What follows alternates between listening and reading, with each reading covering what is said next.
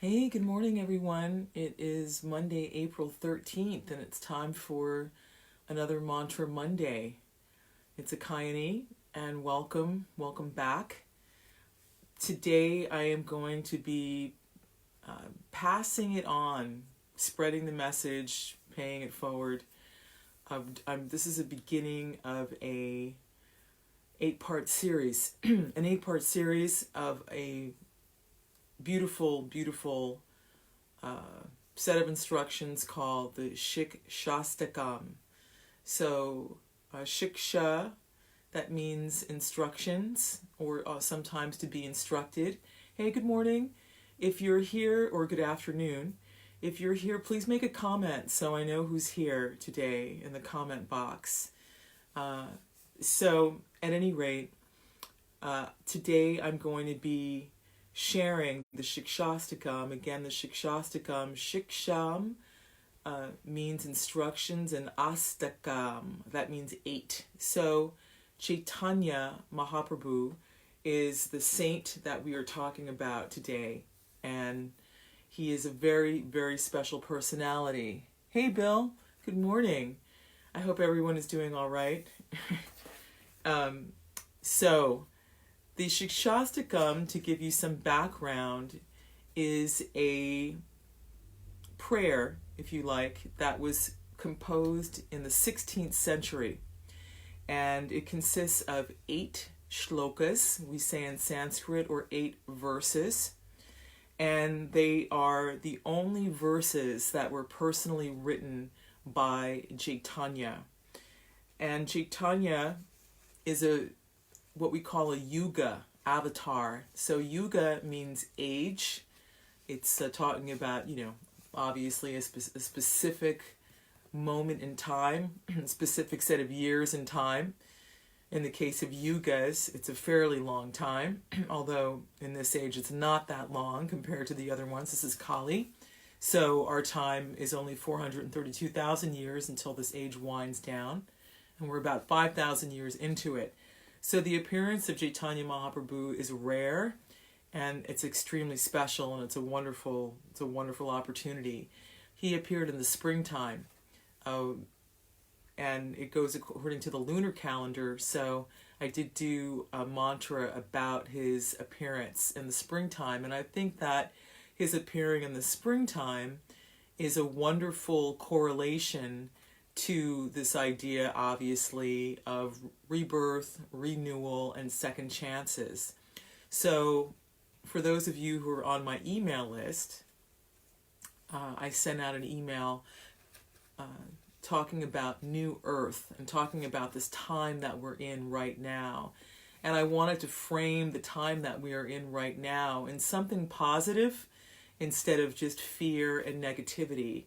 And so that's why I was inspired to choose this verse today, because this whole idea of new earth rings very true with me. And of course, with new things comes the death of old things. But what is Lord Chaitanya bringing exactly? I guess I should also mention, in a historical context, his pastimes occurred between the years in the Christian calendar of 1486 to 1534. So that is in correlation and in sync with the Renaissance in the West. So the majority of his philosophy was codified by his disciples, his 6 disciples, who are known as the 6 Goswamis, and they wrote a voluminous amount of books. Rupa Goswami is very, very famous for that, and also Sanatan Goswami, and also the other Goswamis. So things like Bhakti Rasamrita Sindhu, which is the Nectar of Devotion. Also, there's a small book of instructions, just of 6 verses by Rupa Goswami, which is a wonderful guidebook to interaction, and behavior, and loving exchanges, and self-control. And so the fact that Chaitanya Mahaprabhu only left 8 verses is pretty extraordinary.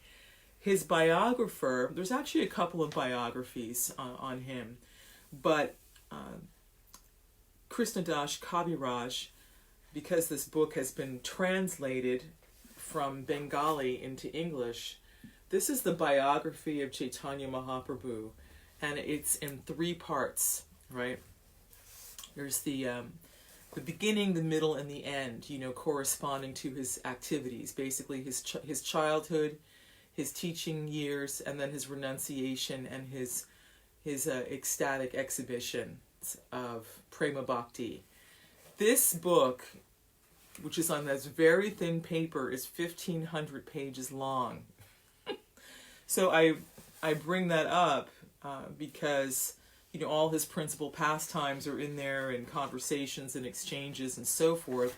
So why would someone who is so dynamic of a personality only leave 8 verses?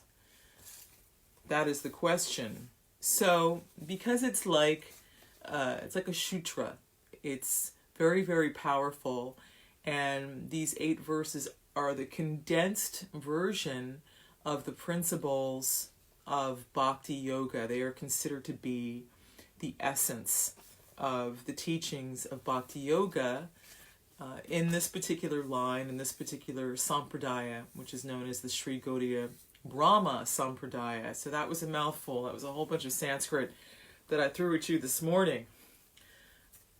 But I think it's very important to put things in context and give documentation to it also, so we have some frame of reference. And speaking of which, at 9:35 a.m. there is going to be a published post on this page of the mantra in Sanskrit that I'm about to read to you and the transliteration. Okay, let's break it down. So this is from the Chaitanya Charitamrita, Antya Leela, chapter 20, verse 12. Ceto-darpaṇa-mārjanaṁ, bhava-mahā-dāvāgni-nirvāpaṇaṁ, śreyaḥ-kairava-candrikā-vitaraṇaṁ, vidyā-vadhū-jīvanam, ānandāmbudhi-vardhanaṁ, prati-padam, pūrṇa-amṛta-svādanaṁ, sarvātma-snapanaṁ paraṁ, vijayate śrī-kṛṣṇa-saṅkīrtanam. I'm going to read that again. Ceto-darpaṇa-mārjanaṁ, bhava-mahā-dāvāgni-nirvāpaṇaṁ, śreyaḥ-kairava-candrikā-vitaraṇaṁ, vidyā-vadhū-jīvanam, ānandāmbudhi-vardhanaṁ, prati-padam, pūrṇa-amṛtāsvādanaṁ, sarvātma-snapanaṁ paraṁ, vijayate śrī-kṛṣṇa-saṅkīrtanam. So the translation word for word of this is cetaḥ, or cetaḥ, of the heart, darpana, the mirror, mārjanam, cleansing, bhava, of material existence, mahā-dāvāgni, the blazing forest fire, nirvāpaṇam, extinguishing, śreyaḥ, of good fortune, kairava, the white lotus, candrikā, the moonshine, vitaraṇam, spreading, vidyā, of all education,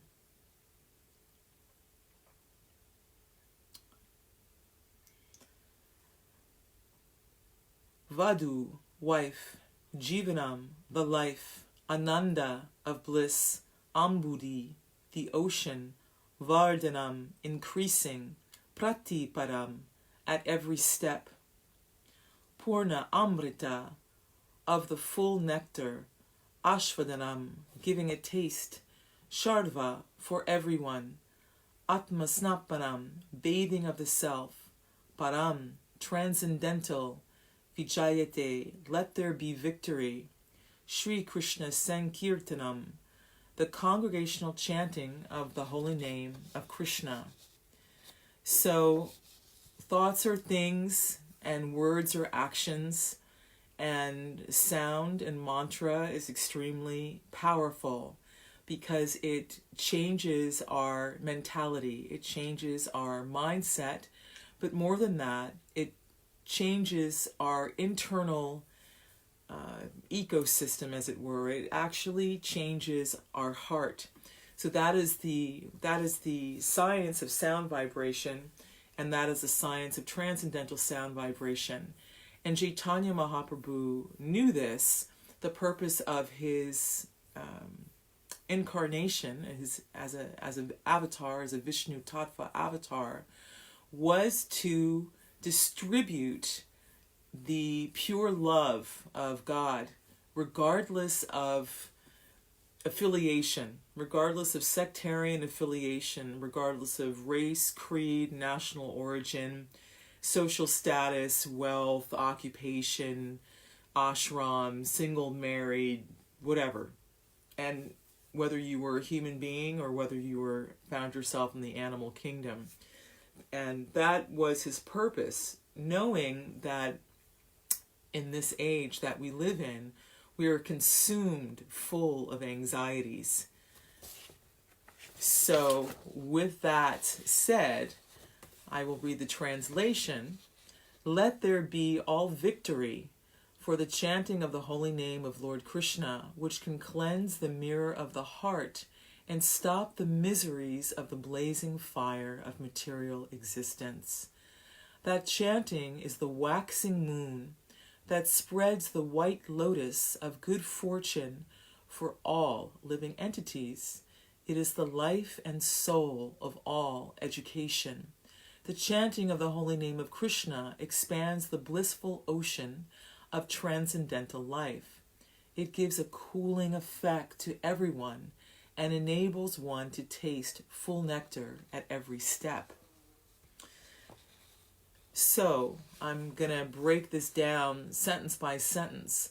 Let there be all victory for the chanting of the holy name of Lord Krishna, which can cleanse the mirror of the heart. So, again, that gets back to the science or the principles of mantra. Because we are made of spiritual stuff, because we are, in fact, spiritual living entities that currently find ourselves encased in a material body, we literally resonate with transcendental sound. And as such, we can be cleansed by that. In other words, it's like an awakening. It's an awakening. It's an awakening to our original essence of ourselves,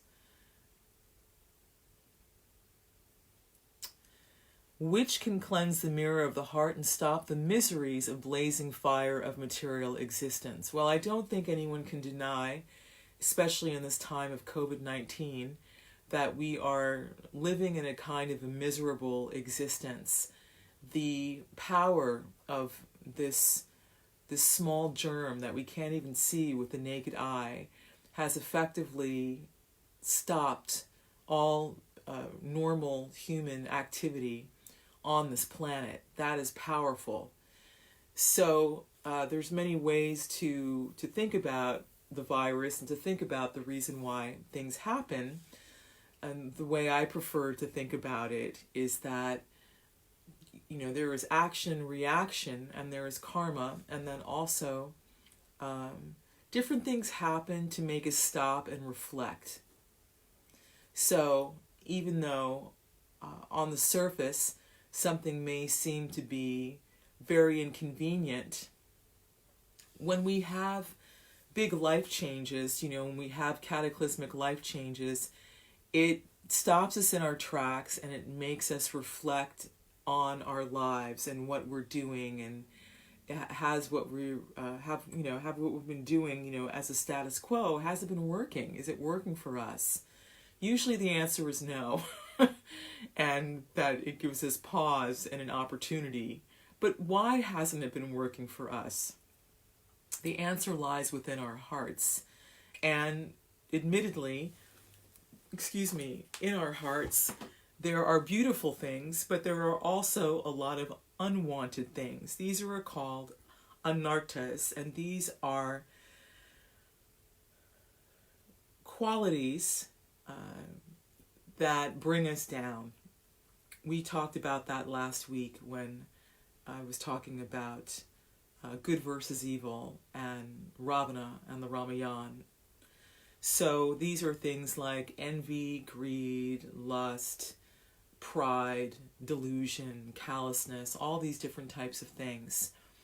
So what we want to do when we chant is that we want to actually cleanse the mirror of the heart so we can stop the miseries of the blazing fire of material existence.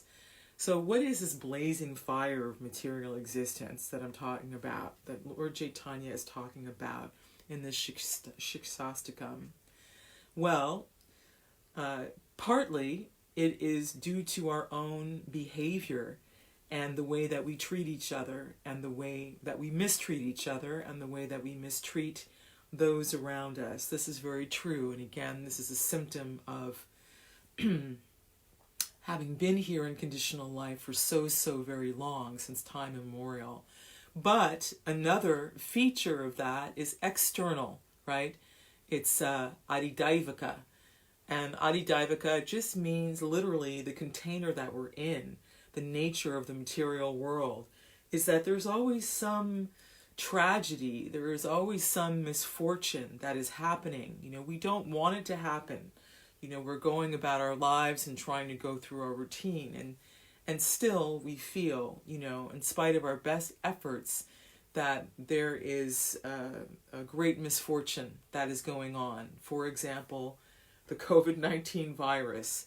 So in the Vedas it says that it makes a comparison that just as bamboo, you know, can rub together and create a fire spontaneously, just by dint of being in the material world, you know, and being on the earth planet, these things happen. You know, it's just the nature of things.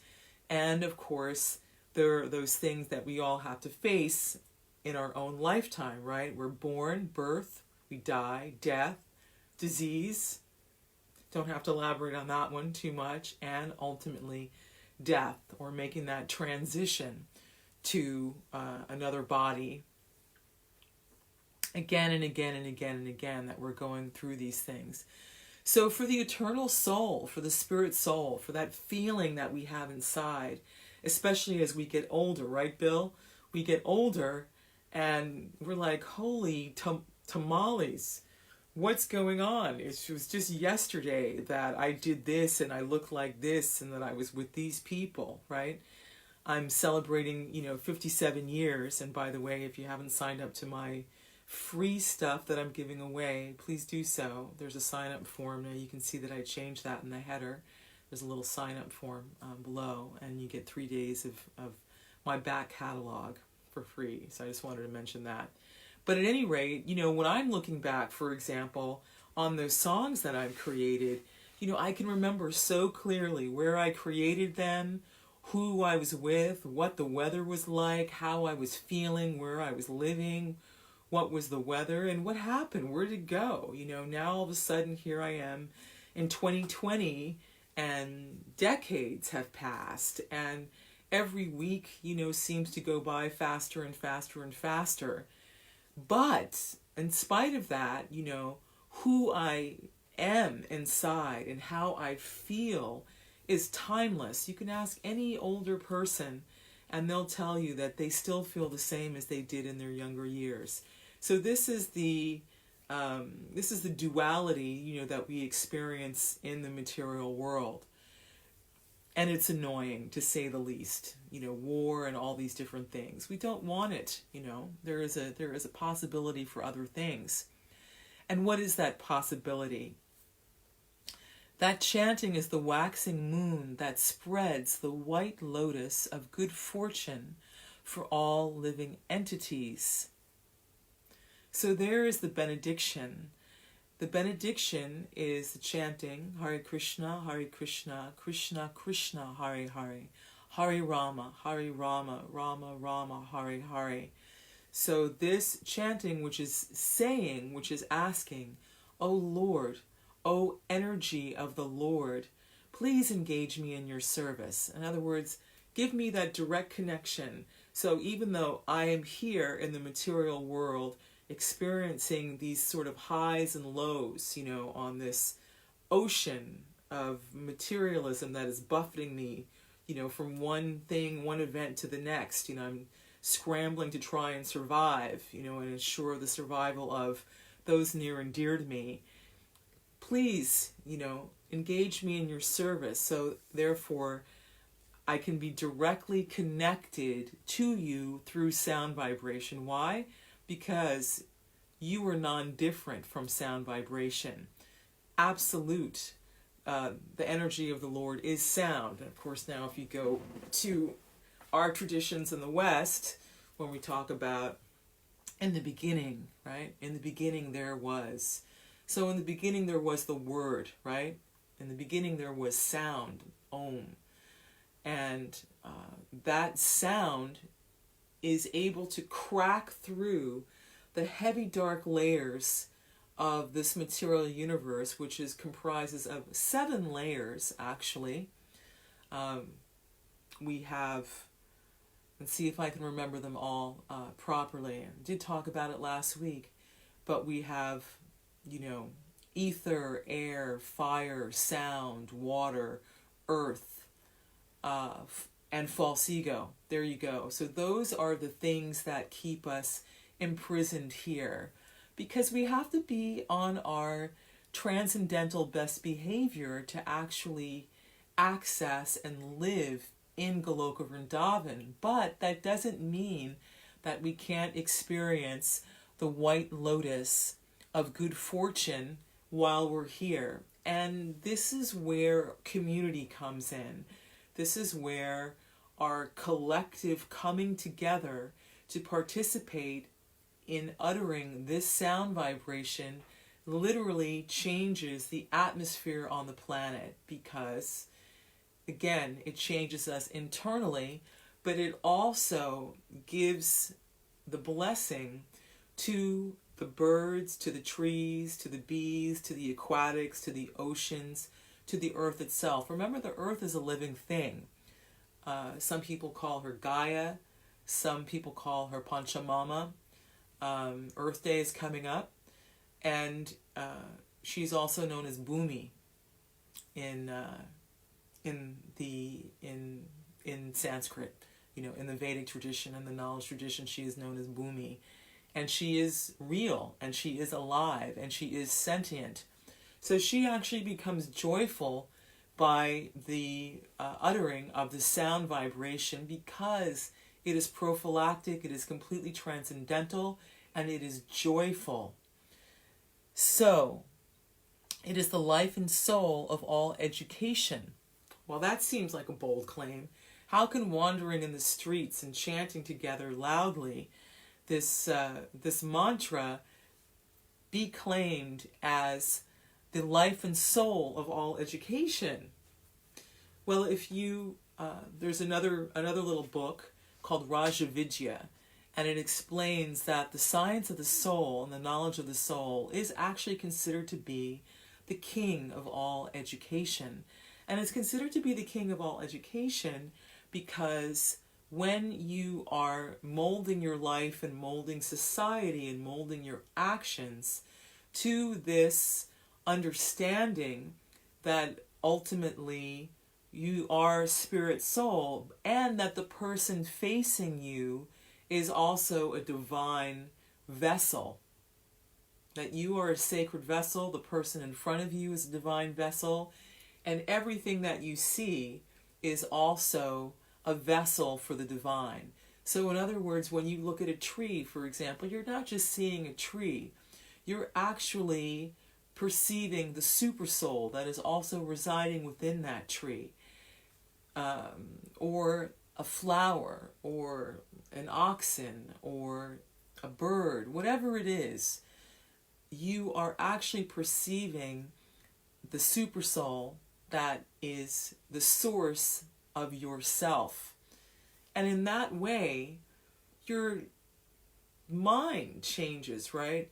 Your heart can actually begin to experience a deeper appreciation for those around you and the life around you, and most importantly, treat them, treat the other with the respect and care that they deserve, that they merit, because there is no spiritual advancement. There's no real spiritual advancement while you are mistreating the earth, while we are mistreating each other, and while we are mistreating the living entities, while we're mistreating the cows and the birds and the dogs and the pangolins and all of that. It just doesn't work that way, because we are all part of the universal body. We're all part of the universal body. We're all part of Supreme Source. And this Virat Rupa, or this universal form of the Lord, while it's temporary, it is real. And all his potencies are here, and he is here. He is here in everything and in the atom. Of course, the Beatles had that great song, Within You, Without You, right? And so they're exploring, or they're introducing this concept of even within the smallest atom, the super soul is there. Scientists also have been trying to figure this out for a long time. What is it that is keeping everything together? What is that atomic particle that is keeping everything together? So that atomic particle is the super soul, and that is what binds us all together. That is the foundation of our brotherhood and our sisterhood. Of course, in a way, I'm not saying anything new, but I just want to emphasize how when you have the opposite situation where life and society isn't organized under any real practical and actionable lifestyle choices, that you have a soul-killing society, right? You have a lot of lip service, but that's all it is. You have lip service because ultimately the aim of those people giving the lip service is material gain and profit. They're ultimately interested in exploiting the resources of the earth and exploiting God's property to their own end. And we see that all the time. So, the chanting of the holy name of Krishna expands the blissful ocean of transcendental life. Transcendental life. Transcendental life. That means that it's possible to experience transcendental life here and now. So it's said that a yogi who is self-realized is like a coconut, like a dried coconut that, that's pulled away from its shell. So if you've ever picked up an old coconut, you'll hear it rattle on the inside because it's actually pulled away from its covering. So it's actually possible for us to experience a level of detachment, but not only that, a deep ecstatic happiness because of this expansion of transcendental life by chanting. Also, this transcendental chanting, it is going on simultaneously in the spiritual world. It's not like, okay, well, we're just here doing this down here, sort of, together by ourselves. It is actually opening up communication with another realm. So people say they want to travel to other universes and they want to experience that. This is a very easy way to do that. And as you do this and expand your heart and open your heart, you will experience different amazing things in time and communications and inspirations. But most importantly, you will experience love. You will feel that love from within your heart, and you will also give it. It gives a cooling effect to everyone and enables one to taste full nectar at every step. So here's the thing. We're just full of anxiety. We're full of anxiety and we're full of fear. We're worried about our present. We're worried about our future. we're lamenting over our past, the mistakes that we made. If only I had done this, or if only that, or if I had taken this turn instead of the other turn, and what is going to become of me now in this situation? You know, my paycheck is uncertain, and I don't know how I'm going to, put food on the table and pay rent and all these different things. So the chanting is something that mitigates and relieves anxiety immediately. Immediately. Try it. You don't have to have any qualification to do it. It is not dependent on money. It's not dependent on time, place, or circumstance. It is a completely sublime spiritual tool. And when you start, especially when you begin, because when we begin, that's usually when we're most appreciative and before the mind sets in, right? That's always trying to drag us away, to another concern, something that seems more important, or to criticize, right? Or to worry about things that we can't control. In the beginning, I noticed that when I was chanting, just like a peace and a calm and a bliss came over me. Now, as you progress in the chanting, your mind will need to be disciplined. It will need to be disciplined. So the trick is that wherever and whenever your mind starts to wander, right? Because the mind is kind of like a monkey. It's always interested in this thing and that thing over there, that you bring it back to the sound vibration. You have to bring it back to the sound vibration. That's what we want to do, because it's only by listening attentively to our friend in the form of sound that we're going to get the benefit from it. So if you're having a conversation with a friend and they're trying to tell you something, but you're only half listening, or you're not really listening at all, you're only pretending to listen. If you're only pretending to listen, you're not going to get anything out of it at all. Nothing, right? Your relationship is not going to deepen. Your appreciation is not going to deepen. And you're not going to gain any wisdom. You're not going to glean anything from that oral recitation. So that's what we want to try and do, because by doing so, it will enable you to taste the nectar that you're wanting at every step. So, in the spiritual world, every word is a song and every step is a dance. Everyone is really, really happy there because this is a full-on lifestyle, and they're not subject to the miseries here. So this is the passport to get to the other side, right here and right now. I want to say a little bit more about Lord Chaitanya, is that he was extremely learned and fluid in Sanskrit.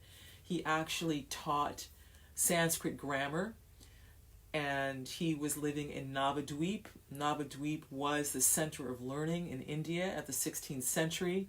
It's where all the pundits, or all the scholars, would teach classes in different branches of Vedic learning, and he was a very, very popular teacher. He was teaching, from the age of 12 up until about the age of 24, when he became renounced and took sannyas. And why did he do that? He did that because he realized that he was not fulfilling his life's mission and his life's purpose, and that he actually had to demonstrate what he was explaining or talking about in the Sanskrit. Of course, he was actually, interjecting different names of Krishna while he was teaching Sanskrit. So it must have been one heck of a class, very, very lively and very, very happy. But still, in order to actually show us how to embody and how to live, how to actually become gentle, how to actually become powerful, spiritually powerful, how to treat others, how to consider ourselves unimportant, how to consider other people more advanced than us than our own selves spiritually, how to actually become humble. This is a hard thing for us. It's hard for me, that's for sure. So all these different things are embodied in the Sikshastakam, and I hope that you stick with me over the next 6 weeks so we can dive into this a little bit more deeply. This is just an introduction. There is so much to be had here, but I really wanted to give some context. I wanted to make these Mantra Mondays valuable to you, or to give you a context as to why they are valuable and how they apply to us in the here and now. That it's not just some pie in the sky thing, that we can actually change things, that we are very, very powerful when we connect with the most powerful, who is our friend, and that we do have the ability to change this planet, to change this atmosphere, to change our own home, to change our own hearts, if we would just engage in this simple practice individually on a daily basis, and maybe lean out the window and shout it out the window at a designated time every day. People are doing things like that. You notice they're doing things with sound. They're clapping, they're banging pots and pans, they're singing out the window. We have a very profound connection with sound as human beings. All living entities have a very profound connection with sound. Whales sing to each other. There's even recordings of fish chirping in the water, which is a recent discovery for us. So let's connect with sound. So let there be all victory for the chanting of the holy name of Lord Krishna, which can cleanse the mirror of the heart and stop the miseries of the blazing fire of material existence. That chanting is the waxing moon that spreads the white lotus of good fortune for all living entities. It is the life and soul of all education. The chanting of the holy name of Krishna expands the blissful ocean of transcendental life. It gives a cooling effect to everyone and enables one to taste full nectar at every step. So that's the conclusion of our Mantra Monday for today. If you got any questions, residual questions, please put them in the comment box. I appreciate you being here. Also, again, if you're a new person watching this video, if you haven't signed up to get 3 days of free music from me, please do so in the sign-up box above in the header. That's my gift to you. It is my birthday month. I was born April 8th, 1963. And we Aries, we celebrate all month long. That's how we do.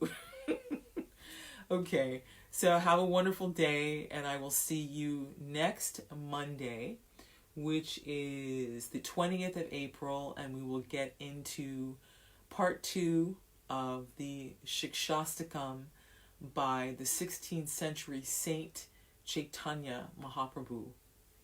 Namaste.